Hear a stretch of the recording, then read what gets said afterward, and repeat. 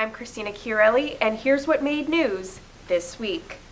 In Stamford, Governor Dannel Malloy shared his plans for a gun violence prevention program.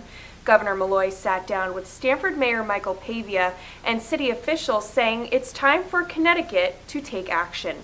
It's time to do something, and sooner would be better. Stamford is the first of several stops the governor will be making around the state. He says he's looking for stricter bans on assault weapons, as well as enforcing background checks for all gun buyers. In Norwalk, former police chief Harry Rilling announced he's running for mayor. The Democratic candidate says if elected, he'd bring developers back to the city, curb crime, enhance the public school system, and increase transparency and accountability in government.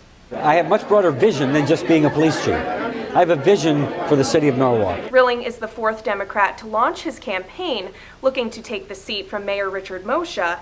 Moccia said he is running for his fifth term. In Greenwich, the Board of Education announced Wednesday hazardous chemicals were found at Greenwich High School. Results from an investigation showed high levels of chemicals in areas around the high school's fields. Those areas are now fenced off. We continue to monitor and document that our fences are in place, our signs are in place.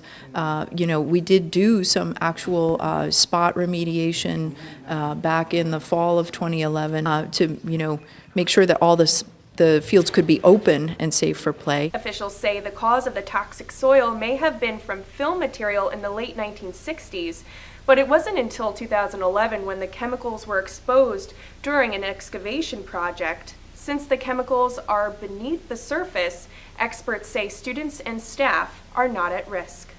Also in Stamford this weekend, the Museum and Nature Center is getting ready for its Maple Sugar Festival. We went to their sugar house to see how the natural syrup is made. When it comes into the sugar house, the raw sap is 98% water and 2% sugar.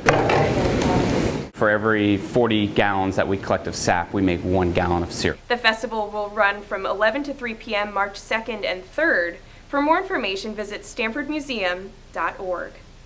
I'm Christina Chiarelli, and that's what made news this week on It'sRelevant.com.